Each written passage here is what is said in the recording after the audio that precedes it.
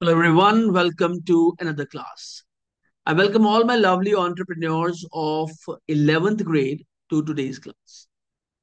And this class is an important one, but not that important. It's an important one. Why I'm saying this to you? Because आप जब ये class करेंगे तो it contains important points from the perspective of understanding this specific subject. But examination में इसमें से कम questions आए हैं। तो कहने का मतलब ये है, it's an important class from the perspective of understanding the topic, but yes, it has less weightage according to the examination. It's a small class. जितना आपके बुक के अंदर गिवन है about taxes, I am going to share that with you. उसके beyond जाने का कोई purpose नहीं है, मतलब नहीं है। So I just want to restrict myself to the content that has been shared in the book regarding taxes. So let's start today's class. So it is from Unit 6, Business, Finance and Arithmetic.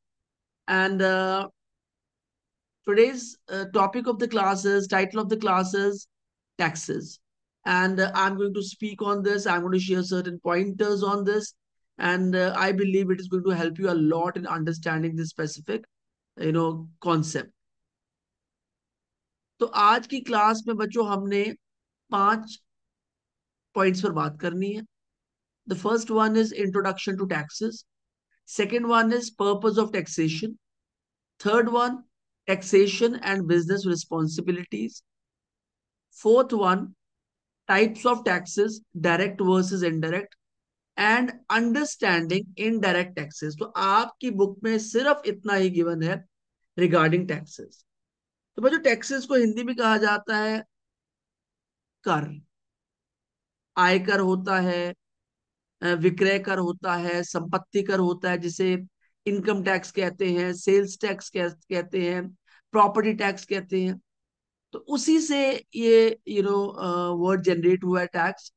और ये applicable है literally हर जगह, directly और indirectly. Let's talk about the introduction to taxes.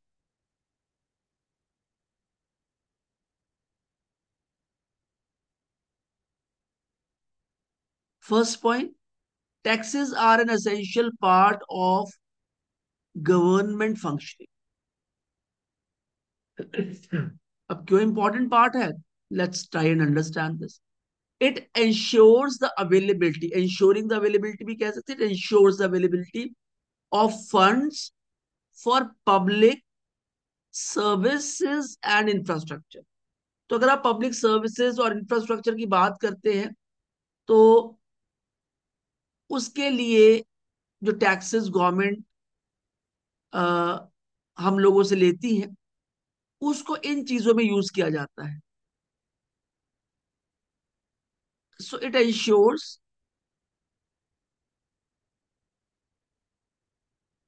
The availability of funds, पैसा, for सामाजिक services के लिए, roads, infrastructure, government offices, public facilities और बहुत सारी चीजें हैं जो इसके अंडर आती हैं। पर उसके लिए जो बहुत इंपॉर्टेंट चीज है ना, फ्रेज याद रखना है बच्चों आपने, अवेलेबिलिटी ऑफ पैसा। ये होगा तो काम चलेंगे, ये नहीं होगा तो चलते हुए काम भी रुकते। फंड्स, उनकी अवेलेबिलिटी। एक अमेरिकन थे जिनका नाम था बेंजामिन फ्रैंकलिन, जिन्होंने कहा था time is money.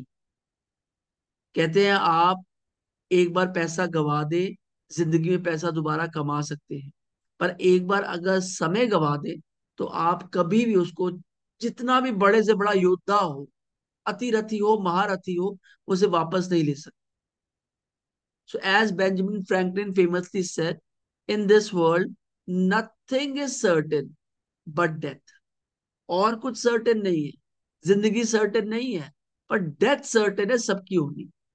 And taxes, और टैक्सेस भी आपको पे करने, और ये यहाँ पे हमारे ही वतन में नहीं, हर जगह हो, दुनिया में हर जगह टैक्सेस आपको पे करने पड़ते हैं। कहीं पर कम है, कहीं पर ज्यादा है, पर है। थर्ड पॉइंट, अब देखिए, ये स्टेटमेंट आप एग्जामिनेशन में चाहें बेंजामिन फ्रैंकलिन की लिख सकते हैं, to provide more weightage to your answers. Third point, a tax is a financial charge imposed on individuals or legal entities by the government, and failure to pay it can lead to legal consequences. ये tax आपको पे करने ही करने, और अगर आप इन्हें पे नहीं करेंगे तो आपके ऊपर लीगल एक्शन लिया जाएगा। Taxes can B levied, taxes डाले जा सकते हैं किन किन पर? ऑन प्रोडक्ट्स, जो हम इस्तेमाल करते हैं। आप कभी ध्यान से पढ़िएगा, प्रोडक्ट्स की बैक साइड पे लिखा होता है how much taxes you are paying, आपकी इनकम पर और अदर एक्टिविटीज पर, forming a crucial source of revenue for the state. ये बहुत ही क्रूशल सोर्स है, क्रूशल। ये कमाना हर किसी ने है। हर कोई कमाएगा तो हर किसी को अमेनिटीज भी चाहिए, फैसिलिटीज भी चाहिए, और यूज भी हम लोग करते हैं। तो इंफ्रास्ट्रक्चर बनाने के लिए आपको, आप जब तक कमाएंगे थोड़ा ज्यादा आपको टैक्स देना ही देना है। अब देखिए, मैं बार बार आपको इन पॉइंटर्स को, इन कोट्स ले रहा हूं। Forming a crucial source. अब एक अच्छे आंसर और बुरे आंसर में क्या होगा? ये फ्रेज अच्छे आंसर में होगा और बुरे आंसर में नहीं होगा, और वहीं पर एग्जामिनर इंप्रेस हो जाता है कि बच्चा अच्छा कर रहा है, या फिर वो वहीं पर ही डिप्रेस हो जाता है कि बच्चे के पास वो फ्रेजेस ही नहीं है। ये बहुत बड़ी ताकत है, अच्छे फ्रेजेस इस्तेमाल करना in order to write good answers. एक क्रूशियल सोर्स है of revenue for the state, पैसा इकट्ठा करने का तरीका है। The money collected from taxes is used for various public welfare initiatives, including making of roads, highways, their maintenance, military funding, and various other education programs run by the government. तो ये कम नहीं है, बहुत है। अब आप देखिए, एक डेवलप्ड नेशन और एक डेवलपिंग नेशन में क्या डिफरेंस।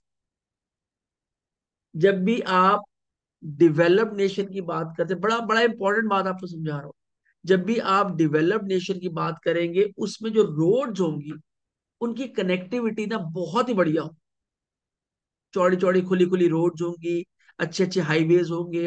हाईवेज भी ऐसे होंगे जहां पे आप नॉन स्टॉप जा सकते। अभी मैं पिछले लगभग 20 दिन पहले मैं एक हाईवे पे गया था, मतलब from my place around 250 kilometres. बच्चों, 200 किलोमीटर का जो हाईवे है, दैट इज नॉन स्टॉप। और वहां पर जो आपकी गाड़ी की भी मैक्सिमम स्पीड है वो 80 to 100 आप लेके जा सकते हैं। तो आप देखिए कितना अच्छा सफर बन गया, खुली खुली 6 लेन रोड्स बन गए दोनों तरफ, आने जाने तरफ। एंड अब क्या है, इससे समय बचता है। इससे जो भी ट्रक्स लोडिंग करके देश के एक कोने से दूसरे कोने तक जा सकते हैं, वो जल्दी पहुंचते हैं। फ्यूल बचता है, एनवायरमेंट इंप्रूव होता है, तो हर चीज पर इंपैक्ट पड़ता है। And it is not an easy task. तो इसके लिए फंडिंग जरूरी है, रेवेन्यू जरूरी है, और गवर्नमेंट का जो एक तरीका है वो है टैक्सेस के थ्रू इसको इकट्ठा करना। Fifth point, the money collected from taxes is used, okay हमने कर चुके हैं, आगे चलते हैं। ये थी इंट्रोडक्शन टू टैक्सेस, कर की इंट्रोडक्शन। पर्पस ऑफ टैक्सेशन, क्यों? पर्पस का मतलब पहले भी मेरी क्लास में मैं आपको समझा चुका हूं, क्लासेस में पहले वाली, कि वाई। वाई टैक्सेशन, पर्पस का मतलब क्यों। अगर आप हिंदी समझते हैं तो मैं लिख देता हूं, ये होता है साधारण शब्दों में। ठीक है। First point, governments levy taxes primarily to finance public expenditure and ensure welfare of society. तो गवर्नमेंट इन टैक्सेस को प्राइमरली पब्लिक एक्सपेंडिचर को फाइनेंस करती है और इंश्योर करती है कि जो सोसाइटी का वेलफेयर है वो मेंटेन रहे। The funds collected from tax payers, that are we people, are utilized for essential services such as constructing roads and highways, bridges, providing health care and compensating government employees, और उनको भी पैसा दिया जाता है इस बेसिस पे ताकि वो गवर्नमेंट के लिए काम कर सके। Taxes also support social welfare programs, public utilities and national security measures. तो इससे जो भी आपके वेलफेयर प्रोग्राम्स होते हैं देश के लोगों के लिए, देश की उन्नति के लिए, उसमें कार्यरत रहता है, उसमें पैसा लगाया जाता है। पब्लिक यूटिलिटीज, जो भी पब्लिक यूटिलिटीज आप यूज करते हैं थ्रू आउट द नेशन, वो इससे एस्टैब्लिश की जाती है। इतनी ट्रेन बनती है, इतनी ट्रेन की पटरियां बिछती हैं, इतना उनकी मेंटेनेंस होती है, ब्रिजेस बनती हैं, रेलवेज, रोडवेज, और बथेरी चीजें इसके अंदर जो आती है। और नेशनल सिक्योरिटी मेजर्स, ये भी इसमें बहुत इंपॉर्टेंट रोल प्ले करते हैं। Without taxation governments would struggle to maintain law and order. इससे लॉ एंड ऑर्डर मेंटेन नहीं किया जाएगा, ना आर्मी होगी, ना पुलिस होगी, और the government is unable to do it on its own. तो इसके लिए ये मेजर्स लेने जरूरी है। सपोर्ट इकोनॉमिक ग्रोथ भी रुक जाएगी। And provide basic services to the citizen. और बेसिक छोटी छोटी सर्विसेज है, रेगुलर पानी आना, पानी के लिए आप देखिए, अगर हम एक ऐसी लोकेलिटी में रहते हैं जो मतलब इट्स एन ऑर्गेनाइज्ड वन, जहां पर रोड्स कंस्ट्रक्टेड हैं and everything under the norms of the government, तो वहां पर सारी फैसिलिटीज जो गवर्नमेंट देती है वो एक्चुअली वेलफेयर है of the people those who are living over there. आप सुबह उठते हैं, आप नहीं जानते हो, सुबह 7 बजे नल में पानी आ जाता है, 6, 6:30 आ जाता है नल में पानी, और वो पानी आपका 2 घंटे आता रहता है ताकि आप उसको स्टोर कर सके। और कब से आ रहा है? Are you getting it? Electricity is continuous. अब कैसे बन रही है, कहां से बन रही है, उसके लिए हमें जिम्मेदारी नहीं है, पर yes, we are paying taxes, so government is taking care of our well. तो ये है पर्पस, क्यों इकट्ठा किया जाता है। टैक्सेशन एंड बिजनेस रिस्पॉन्सिबिलिटी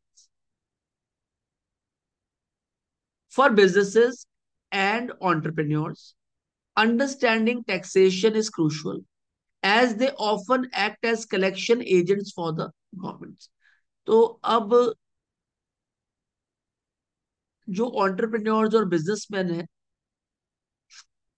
इनको क्यों कलेक्शन एजेंट्स कहा जाता है? क्योंकि इनकी अर्निंग के हिसाब से दे पे ह्यूज टैक्सेस, और इन्हें कलेक्शन एजेंट्स फॉर गवर्नमेंट इसलिए कहा जाता है क्योंकि ये इतना पैसा कमाते हैं कि बहुत बड़ा टैक्स का पार्ट इनके थ्रू कलेक्ट किया जाता है।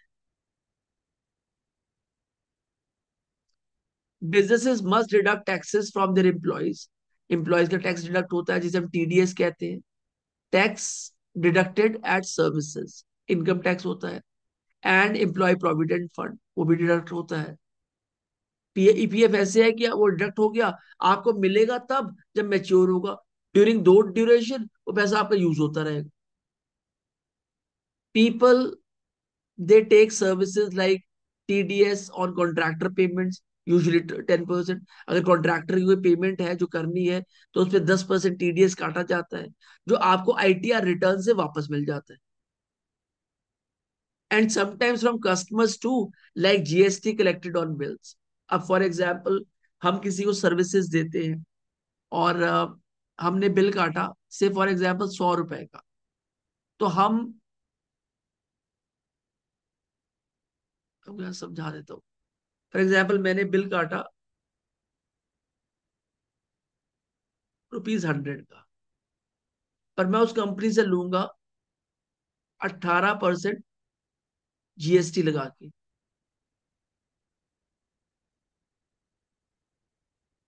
एसजीएसटी और सीजीएसटी एक स्टेट का होता है, एक सेंटर का होता है, तो 9-9% में डिवाइड हो जाता है ये। अब वो कंपनी मुझे पेमेंट करेगी 118 रुपये। अब ये 18 रुपए मुझे हर महीने गवर्नमेंट के खाते में जमा करवा, ताकि ये व्यक्ति जिसने मुझे पैसा पे किया है 18 रुपए, वो इसे क्लेम कर सके कि मैंने इन सर्विसेज के लिए ये पैसा दिया था। तो ये मेरी ड्यूटी बनती है। और अगर ऐसे मेरे महीने के 1000 बिल्स बनते हैं और अलग अलग वैल्यू के, तो ये सारा पैसा इकट्ठा करके हमें गवर्नमेंट को देना पड़ता, क्योंकि हमने अपनी सर्विस तो अलग से ली है, प्लस उस पर हमने 18% जीएसटी चार्ज किया है। Then sometimes customers too like GST purchases, like GST on goods sold, services sold, उस पर दिया जाता है। और सर्विसेज दे ऑफर, जैसे हम सर्विसेज देते हैं उस पर हम चार्ज करते हैं। Services we offer with GST on services and charge. Importers pay custom duties, जो देश में माल दूसरे देश से मंगाते हैं इंपोर्टर्स होते हैं, वो कस्टम्स ड्यूटी पे करते हैं।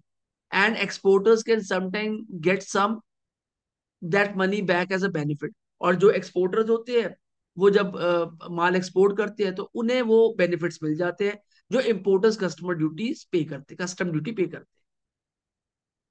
Third point, tax rules keep changing with the government's yearly budget. So it's important for businesses to take help from experts. और हर साल मतलब हर साल तो नहीं, टैक्स रूल चेंज होते रहते हैं जैसे जैसे न्यू रिजीम्स आती हैं। तो जब भी आपको न्यू टैक्स पॉलिसीज आए, उसमें आपको एक्सपर्ट्स की राय लेनी चाहिए। वो लोग जो ऑब्वियसली अकाउंटेंट्स हैं, चार्टर्ड अकाउंटेंट्स हैं, जो इस फील्ड के माहिर हैं, आपको उनकी राय लेनी चाहिए before finalising anything. Business owners should understand the difference between taxes they collect for the government, taxes that adds to their cost, and taxes that reduce their profit. तो जो बिजनेसमैन है उनके लिए बहुत इंपॉर्टेंट है कि उन्हें समझना चाहिए कि वो तीन टाइप के टैक्सेस के साथ डील करते हैं। Taxes they collect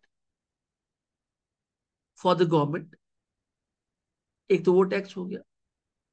taxes that add to their cost, और ऐसे टैक्सेस फॉर एग्जाम्पल वो सर्विसेज दे रहे हैं और सर्विसेज ले रहे हैं, प्रोडक्ट्स बना रहे हैं, रॉ मटेरियल ले रहे हैं, तो ऐसे टैक्सेस जो उनकी कॉस्ट में एडिशन करते हैं।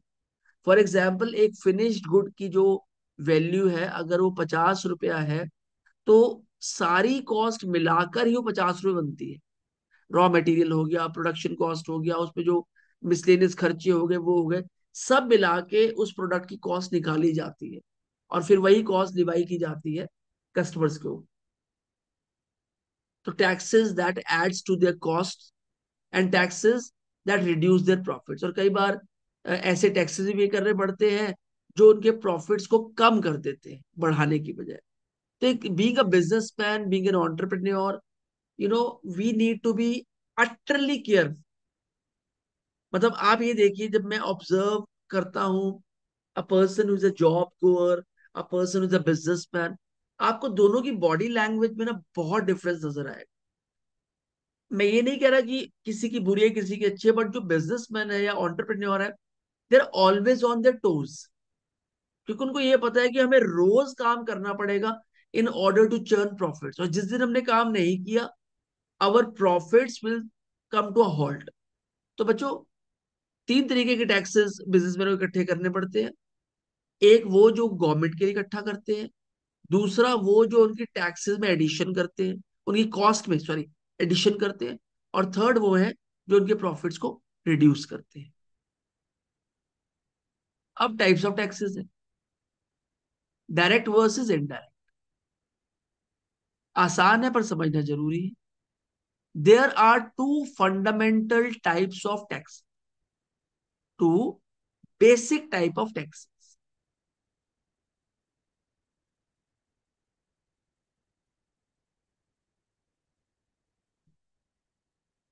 डायरेक्ट एंड इनडायरेक्ट साफ समझ में आता है। जो आप डायरेक्टली पे करते हो, सीधा इकट्ठा किया पे कर दिया, और एक जो आपसे इनडायरेक्टली लिया जा, आपको पता नहीं चलता कि आप टैक्स पे कर रहे हो, but indirectly you are paying. कैसे? सीखते हैं। Direct taxes are impose directly on an individual और a company's income and wealth. Direct tax से जो भी आप इनकम कमाते हो, उस पर आपको टैक्स पे करना पड़ेगा, या जो भी आपके वेल्थ है उस पर आपको टैक्स पे करना पड़ेगा। वो हो गया डायरेक्ट टैक्स। यहां से आपने पैसा कमाया, उसमें जो टैक्स लिया वो सरकार को हमें सीधा पे कर। These include income tax which is levied on profits. जितनी आपकी इनकम है उस पर आपको टैक्स देना पड़ेगा। Corporation tax on companies earnings, जितना कंपनी अर्न कर रही है उस पर कॉर्पोरेशन टैक्स देना पड़ेगा। And property tax on real estate holdings, और रियल एस्टेट पे जो भी आप इन्वेस्टमेंट कर रहे हो उसके लिए आपको प्रॉपर्टी टैक्स देना पड़ेगा। तो ये टैक्स आपको डायरेक्टली देने पड़ते हैं और ये आपके सामने आ जाते हैं। Direct taxes are paid directly by the tax payers and can not be transfer to another part. ये आपको सीधे पे करने पड़ते, you have to pay to the government. In contrast, indirect taxes are levied on goods and services with a tax burden ultimately falling on the customer। अब आप कोई चीज लेते हो मार्केट से, ब्रेड लेते हो, हाँ, ब्रेड है फॉर एग्जाम्पल 40 रुपए की, एक्चुअल कॉस्ट ब्रेड की है 30 रुपीज, बाकी टैक्सेस लग जाते हैं बीच। अब आपको क्या लगता है, आप तो 30 रुपए देखते ही नहीं हो, आपको लगता है कि 40 ही पे कर रहे हैं, तो इसमें टैक्सेस इंक्लूडेड होते हैं, तो इनडायरेक्ट टैक्स हो गया। दे आप ही रहे हो पर आपको पता ही नहीं कि आप टैक्स भी दे रहे हो। और कोई भी चीज आप लेते हो जिसे बिल कटता है, जीएसटी बिल कटता है, उस पर आपको टैक्स देना जरूरी है। इन बिल पे तो डायरेक्ट टैक्स है, पर अगर कोई आप प्रोडक्ट खरीद रहे हो तो उस पर आपको इनडायरेक्ट टैक्स देना पड़ता है। अभी लास्ट पॉइंट है जिसमें हम थोड़ा सा फोकस करेंगे कि इनडायरेक्ट टैक्स क्या है।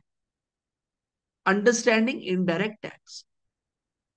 Indirect taxes are collected by intermediaries such as retailers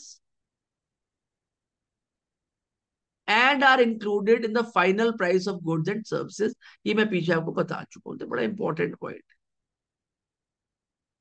very important. Indirect taxes are collected by the intermediaries such as retailers and are included in the final price of goods and services। These taxes include service tax, जो अब नहीं होता है, उसको replace कर दिया हमने GST के साथ। सेल्स टैक्स, वैट और जीएसटी, वैल्यू एडेड टैक्स और GST, excise duty and custom duty.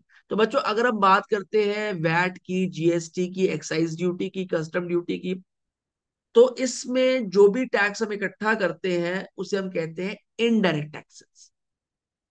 Unlike direct taxes, indirect taxes can be shifted from the tax payer to the consumers. और इन मतलब डायरेक्ट टैक्सेस तो हमें सीधा गवर्नमेंट को देने पड़ते हैं, but when we talk about indirect taxes, it can be shifted from tax payer to the consumer. वो एक्चुअली देता कंज्यूमर है, पर वो शिफ्ट हो जाते हैं from the tax payer to the consumer, ultimately paid by the consumer but collected by the tax. Consumer को पता नहीं है कि वो पे कर रहा है, पर पे कंज्यूमर ही कर रहा है, but collected by the tax pair. So unlike direct taxes, indirect taxes can be shifted from the taxpayer to the consumer।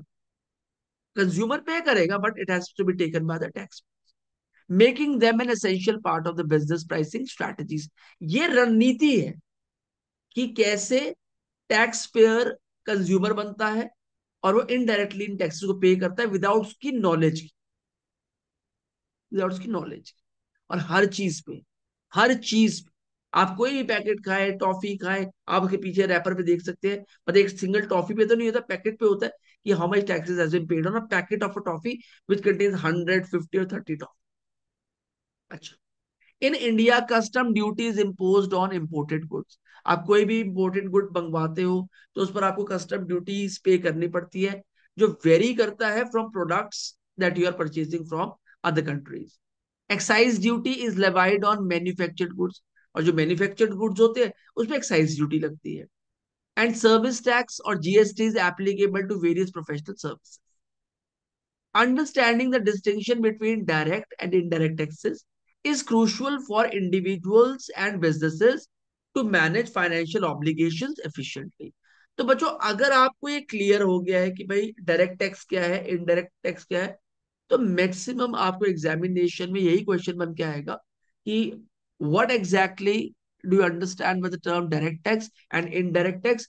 Generate an example in order of support of your answer, or in order to support your answer. So bachcho, with this we have come to the end of today's class, where we have talked about 5 pointers. The first one is introduction to taxes. Second one is purpose of taxation. Third one, taxation and business responsibilities. Fourth, types of taxes, where we have talked about direct tax and indirect tax, and understanding indirect tax.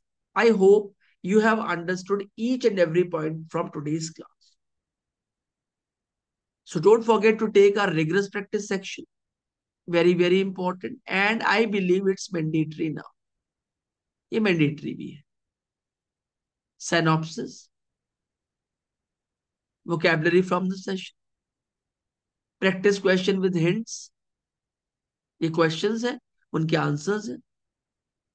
Top 10 objective type questions along with answers. 1, 2, 3, 4, 5, 6, 7, 8, 9, 10. And these are the answers. True and false statements 10 are there with answers, and fill in the blanks with answers.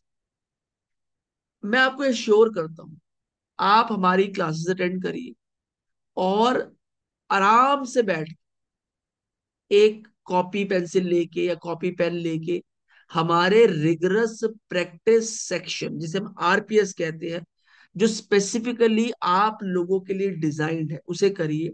मैं assure करता हूं कि आप entrepreneurship के paper में marks भी लेंगे, आप आने वाले वक्त में इस सब्जेक्ट को पढ़ा भी पाएंगे, और इसके बेसिस पे you are going to establish your future age. So बच्चों, with this we have come to the end of today's class. Stay strong, stay healthy, take lots and lots of care of yourself, and until we meet next time, bye bye for now. God bless you all, and always remember, it's a presentation by Team Mavericks India Solution. With Mavericks India, you will always gain.